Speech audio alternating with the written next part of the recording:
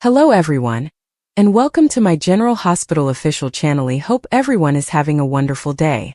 Before we begin, please hit the subscribe button and give this video a thumbs up. The world of Port Charles is one built on a foundation of perpetual turmoil, where love is often a prelude to betrayal, and happiness is merely the calm before an inevitable, devastating storm. It is a place where the past is never truly buried, but rather lies in wait, ready to resurface with catastrophic consequences. In this meticulously crafted universe of daytime drama, few events resonate with the seismic force of a murder, and even fewer are those that intertwine the fates of its characters with the stark, unyielding realities of the world beyond the screen. The fictional death of Alexis Davis at the hands of Rick Lansing, and the subsequent, very real termination of the actress who portrayed her, Nancy Lee Grahn, from ABC's General Hospital, created a confluence of fiction and reality so dramatic it threatened to destabilize the very fabric of the show itself. This was not merely a plot point, it was a cataclysm. To understand the profound impact of this event, one must first appreciate the stature of Alexis Davis within the narrative tapestry of General Hospital. She was not a fleeting character, a villain of the month, or a temporary love interest. Alexis was an institution. Introduced as a sharp, ambitious, and deeply flawed lawyer, she evolved over decades into a cornerstone of the canvas. She was a Davis, a name synonymous with power and corruption in Port Charles, and her lifelong struggle was to distance herself from that toxic legacy while simultaneously being drawn back into its orbit. She was a mother, fiercely protective of her daughters, Sam, Christina, and Molly, her love for them serving as both her greatest strength and her most exploitable weakness. She was a recovering alcoholic, her battles with addiction portrayed with a raw, unflinching honesty that resonated with countless viewers. She was a survivor of psychological trauma, her struggles with bipolar disorder woven into her character arc with a sensitivity that earned the show and the actress widespread acclaim. Alexis was, in essence, a profoundly human character in a world of often outlandish plot devices. She was brilliant yet self-destructive, strong-willed yet vulnerable, a pillar of moral authority who was constantly confronting her own ethical failings. Her relationships were complex and defining. Her tumultuous, star-crossed romance with Sonny Corinthos, the city's dominant mob boss, was a central pillar of the show for years, a forbidden attraction that explored the gray areas between love, morality, and complicity.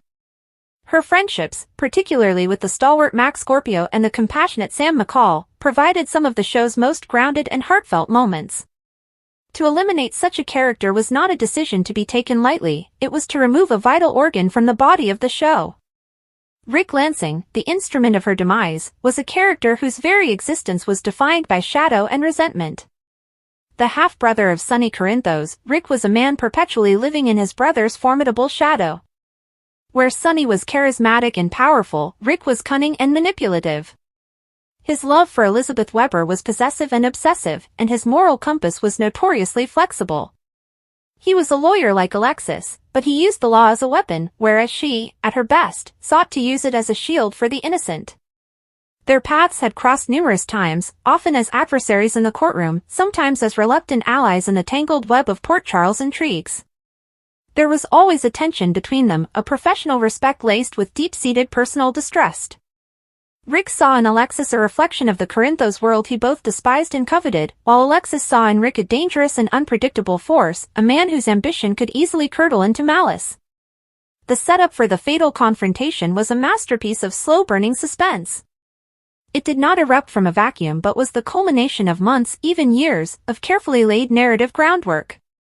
Alexis, in her role as a journalist and truth-seeker following her disbarment, had begun digging into a new, insidious threat to Port Charles, a corporate conglomerate that was a front for a sophisticated human trafficking ring. Her investigation was tireless, driven by her innate sense of justice and her need to atone for past mistakes. Unbeknownst to her, Rick Lansing had become entangled with this very organization.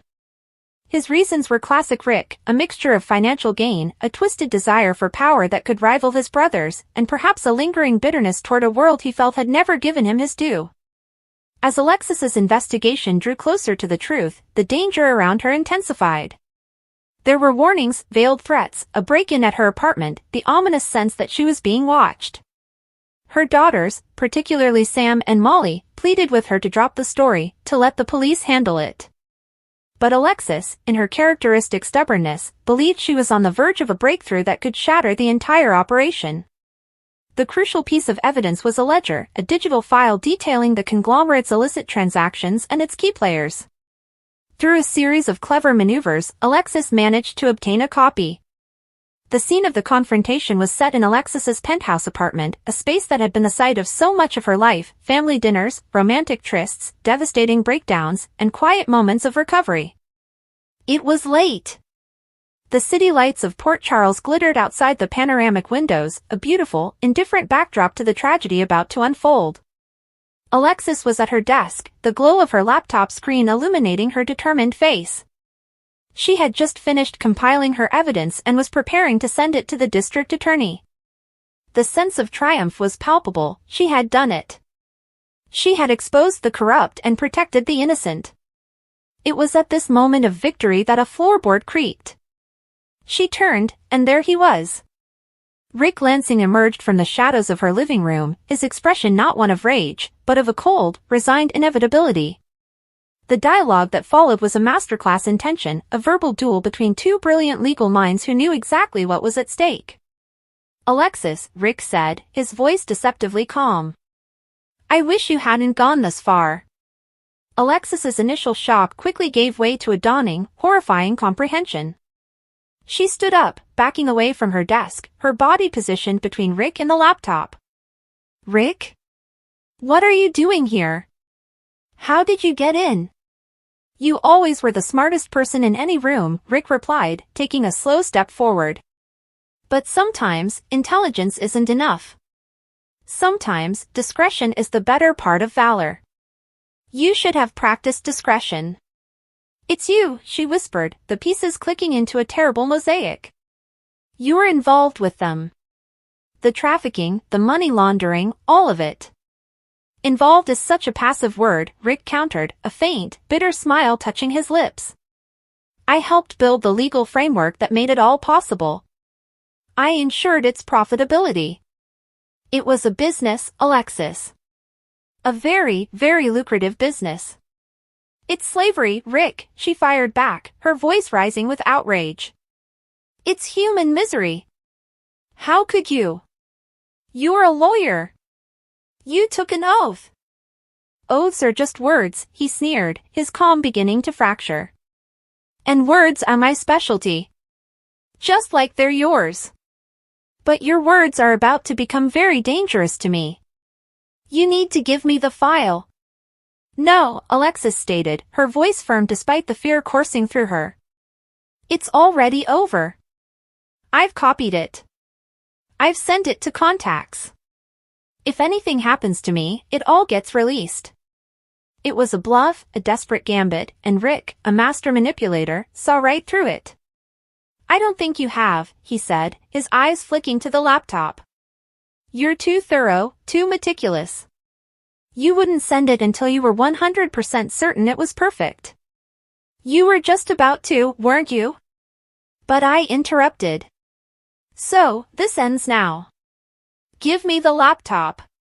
He moved toward her. Alexis, acting on pure instinct, grabbed a heavy crystal vase from her desk and hurled it at him. Rick dodged it easily, the vase shattering against the wall with an explosive crash. The sound seemed to break the last vestiges of his control. This was no longer a negotiation, it was a struggle for survival. He lunged for the laptop. Alexis fought back with a ferocity born of maternal protection and righteous fury. She wasn't just fighting for her life, she was fighting for all the nameless, faceless victims of the organization Rick represented. They grappled, a chaotic, brutal dance in the elegant confines of her home. She scratched at his face, kicked, screamed. He was stronger, more desperate. In the struggle, they knocked over a floor lamp, plunging part of the room into deeper shadow, the remaining light casting long, monstrous silhouettes. Rick's hands found their way to her throat. It wasn't a premeditated act of murder, but an escalation of the fight, a brutal attempt to subdue her, to make her let go. But he didn't let go. The pressure intensified. Alexis's eyes, wide with terror and disbelief, locked with his. Her struggles began to weaken, her hands clawing futilely at his wrists. The world, once so sharp and clear, began to tunnel into darkness.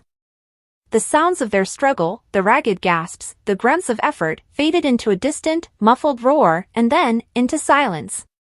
When Rick finally released his grip, it was too late. Alexis Davis slumped to the floor, her body limp, her lifeless eyes staring up at the ceiling. The frantic energy of the moment evaporated, replaced by a chilling, absolute stillness. Rick stood over her, his chest heaving, his own face a mask of shock and horror at what he had done. This was not part of the plan. This was a catastrophic mistake. He looked from her body to the laptop, the catalyst for this ruin. He snatched it from the desk, his movements jerky and panicked. With one last, haunted look at the woman he had just killed, Rick Lansing fled into the night, leaving behind only the echo of his crime. The aftermath in Port Charles was one of collective, profound grief. The discovery of Alexis's body by her daughter, Molly, was a scene of almost unwatchable heartbreak. The news spread through the city like a shockwave, touching every corner of the community. The Quartermaine mansion, Kelly's diner, the hospital, the police precinct, all were united in a state of disbelief and mourning. Sam's rage, Christina's devastation, Molly's trauma, Sonny's quiet, simmering fury, these emotional responses became the driving force of the narrative for weeks. The hunt for Rick Lansing was on, a manhunt fueled by a personal vendetta as much as by a desire for justice. The storyline was a critical success, praised for its raw emotional power and its daring choice to kill off a legacy character. The performances, particularly from the actors playing Alexis's daughters and from the actor portraying a guilt-ridden, fugitive Rick, were universally lauded. The fictional world of Port Charles had been irrevocably altered.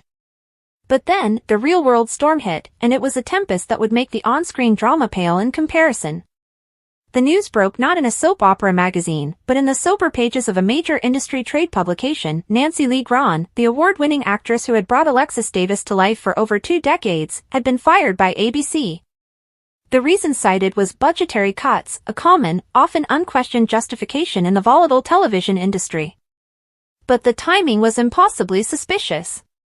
To the devoted viewership and to industry insiders alike, the sequence of events was glaringly obvious. The character was killed off, and then, almost immediately, the actress was let go. The official narrative from the network and the show's producers was a masterclass in corporate PR speak. They expressed their deep gratitude for Nancy Lee Grahn's immense contributions to General Hospital, praised her talent and dedication, and framed the decision as a painful but necessary creative restructuring and cost-saving measure to ensure the long-term health of the series. They spoke of wanting to take the show in a new direction and the difficulty of saying goodbye to beloved characters and the actors who portray them. This sanitized, corporate explanation was met with immediate and widespread skepticism. The fanbase, a passionate and deeply loyal community, revolted. Social media platforms became ground zero for their outrage. The hashtag Justice for Nancy began trending globally. Petitions demanding her reinstatement gathered hundreds of thousands of signatures in a matter of days. Online forums dedicated to the show were flooded with angry posts, with fans dissecting the timeline and pointing out the sheer absurdity of the budget cuts excuse for an actress whose character was just at the center of the show's most prominent and critically acclaimed storyline. The truth, as it so often does, began to leak out through the cracks in the official story.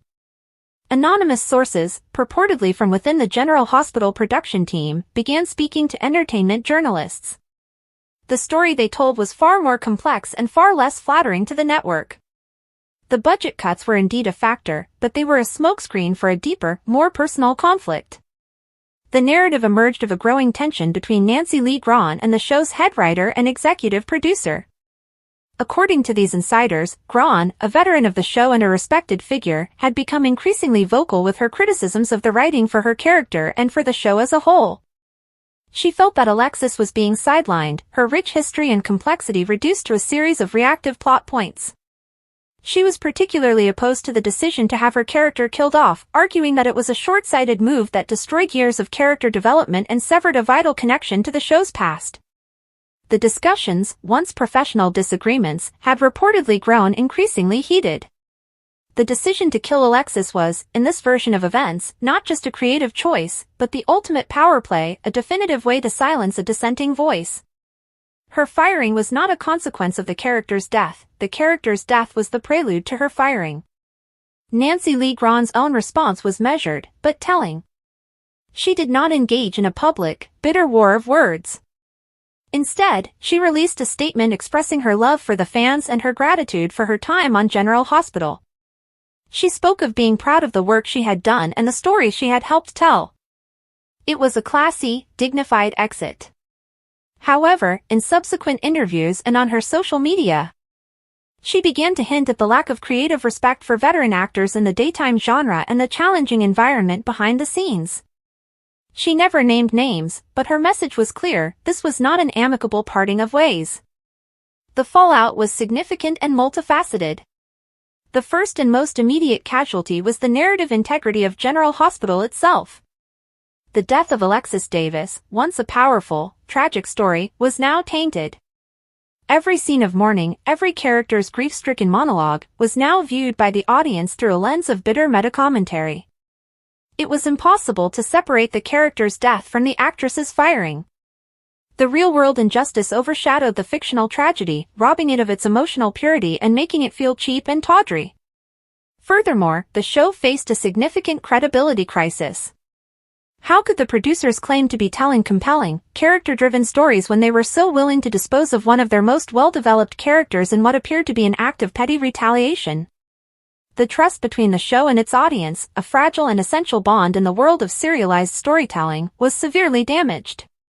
Ratings, which had initially spiked due to the shocking death, began to dip as a segment of the audience tuned out in protest. The industry repercussions were also notable. The Screen Actors Guild American Federation of Television and Radio Artists, SAG-AFTRA, was reportedly monitoring the situation, though no formal action was taken. The case became a talking point in broader discussions about the treatment of veteran actors, particularly women, in television.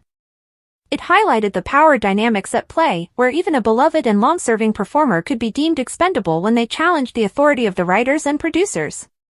For Rick Lansing's character, the act of murder marked a point of no return. He was no longer a complicated anti-hero or a charming rogue, he was a cold-blooded killer. His eventual capture and trial provided a new wave of story, but it was a story burdened by the off-screen controversy. His motivations felt hollow, his fate less consequential, because the audience knew his most heinous act was as much a product of behind-the-scenes strife as it was of in-character development. In the years that have followed, the ghost of Alexis Davis, and of Nancy Lee Grahn's tenure, has continued to linger over Port Charles. Her daughters frequently reference her, and her absence is felt at major family events, a constant, painful reminder of what was lost. The show has attempted to introduce new, strong female characters to fill the void, but they have struggled to capture the unique combination of intelligence, vulnerability, and history that Alexis embodied. The firing of Nancy Lee Grahn following the killing of Alexis Davis remains one of the most controversial and impactful events in modern soap opera history. It serves as a stark case study in the complex and often fraught relationship between art and business, between character and actor, and between a television show and its audience. It demonstrated that the most dramatic stories sometimes happen not in front of the camera, but in the executive suites and writers' rooms, where decisions are made that can forever alter the landscape of a fictional world and shatter the illusions that sustain it. The death of Alexis Davis was a fictional tragedy, but the firing of Nancy Lee Grahn was a real one, a reminder that in the world of entertainment, the lines between the two are often perilously thin, and the consequences of blurring them can be devastating. The echo of that single, fateful decision, to end a character and a career in one fell swoop, resonates to this day, a permanent scar on the history of General Hospital. The build-up to Alexis's death has been meticulously crafted by the show's writers. In recent episodes, tensions have escalated after Rick's involvement in a scheme that threatened the stability of Port Charles. He had been held captive in a basement, cheeking his medications to maintain his lucidity, all while plotting his escape. The dagger that becomes the instrument of fate is no ordinary weapon, it's the very one used to kill Alexis's mother, a relic from her traumatic past that Jen Sidwell had left in her possession. The irony is palpable, a symbol of her family's cursed legacy now turns against her. Picture the scene, Alexis, alone in her home, the weight of her legal battles and family dramas pressing down on her. The door creaks open, and Rick emerges from the shadows, his eyes burning with a mix of rage and madness. "You thought you could lock me away, Alexis? You thought you could control me?" he snarls, the dagger gleaming under the dim light. Alexis, ever the fighter, stands her ground, her voice steady despite the fear. Rick, this isn't you. Think about Molly. But Rick, unhinged from his captivity, lunges forward. The struggle is brief but intense, a dance of desperation that ends with the dagger finding its mark. Alexis collapses, her life ebbing away as Rick stands over her, horror dawning on his face too late. This moment is not just a death, it's a catalyst. Molly Lansing Davis, played by Kristen Vaganos, will be devastated, her world shattered by the loss of her mother at her father's hands. How will she reconcile her love for Rick with this unforgivable act? Spoilers suggest she'll turn to her half-sister Christina Corinthos Davis for support, strengthening their bond but also drawing them into conflict with the Corinthos family.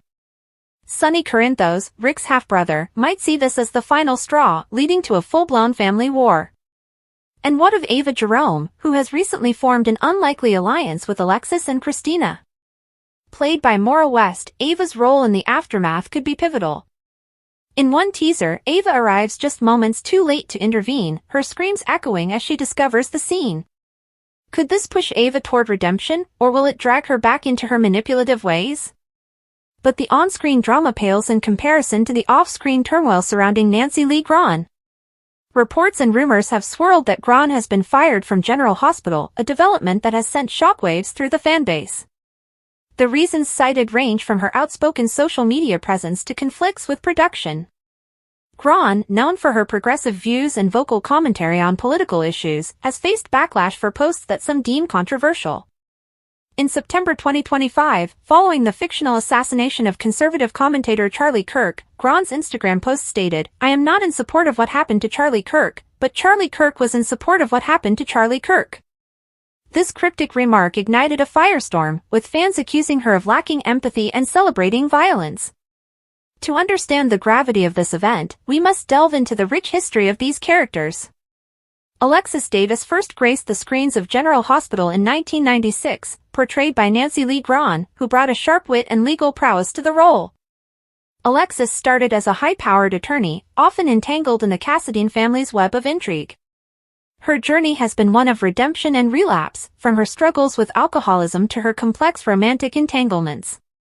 Rick Lansing, played by Rick Hurst, entered the scene in 2002 as Sonny Corinthos' half-brother, a man driven by ambition and a thirst for revenge. The soap world is never without its fair share of shockers, and once again General Hospital has fans in complete disbelief. Rumors began swirling that Rick Lansing, one of Port Charles's most complicated villains, was set to return to the canvas. But no one could have predicted the massive spoiler twist that suggested Rick might be directly responsible for the death of Alexis Davis. Alexis, a core character who has been an anchor in storylines for decades, played with strength and nuance by Nancy Lee Grahn, has survived everything from mob wars to courtroom battles. Yet if the whispers are true, Alexis may finally meet her fate in a violent and tragic exit at the hands of Rick, and the fallout would not only shake the fictional world of Port Charles but also the daytime television industry as a whole. Longtime viewers know the history between Rick and Alexis has always been murky.